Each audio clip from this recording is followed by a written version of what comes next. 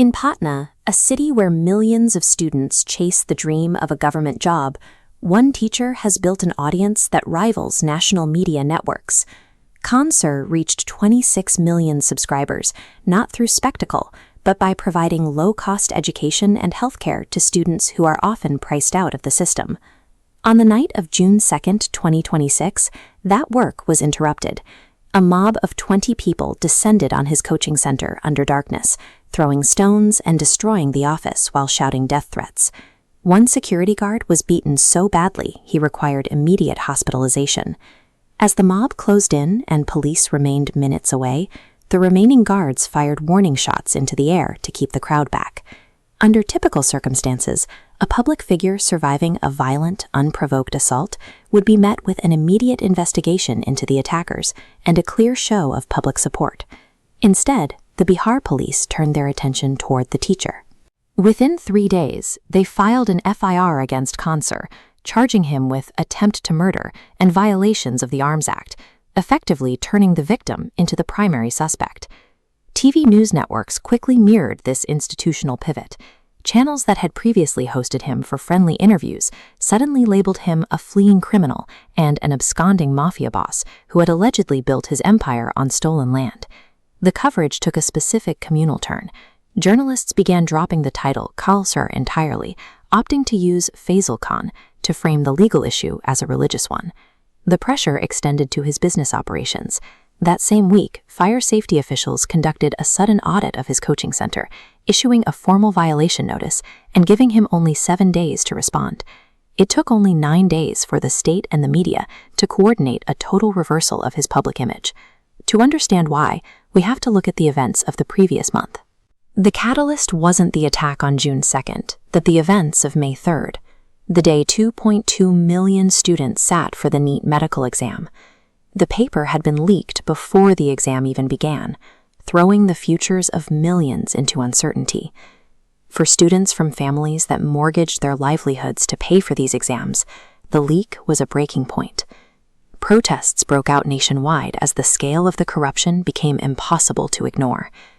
The National Testing Agency and the Education Ministry responded by attempting to contain the narrative, offering technical explanations and official documents, while avoiding any admission of systemic failure. Cancer used his platform to speak directly to that frustration. He publicly labeled the testing agency as corrupt and called for the education minister's resignation, becoming a primary voice for the student movement. He also targeted the media's role in the crisis. When TV anchors dismissed digital educators as 2-bit influencers, he hit back, accusing them of spreading fake news to shield the government from accountability. By organizing a massive, dissatisfied demographic against a state-protected institution, he transformed from a teacher into an active obstacle to the government's damage control. This diagram illustrates a sequence of institutional responses, often used to neutralize influential critics. It begins with the legal system and ends with the intimidation of an entire industry. First, the legal narrative is rewritten. The warning shots fired by security guards in self-defense provided the police with a convenient opening to file severe criminal charges against the teacher. Then, the character assassination begins. TV anchors filed a 2 crore rupee defamation suit and flooded the news cycle with unverified claims, shifting the public conversation away from the exam leak and onto his personal history.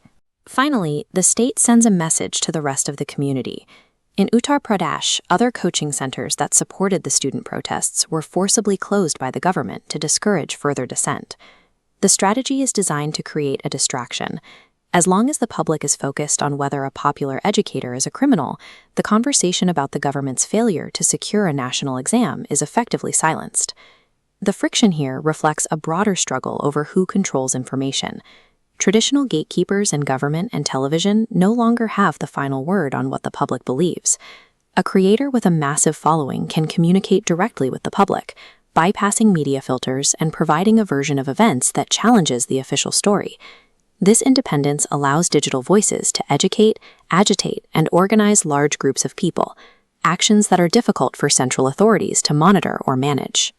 We see the extent of this struggle when outsiders are sent to infiltrate student protests and manufacture evidence of radicalism, all to justify a crackdown on organic movements.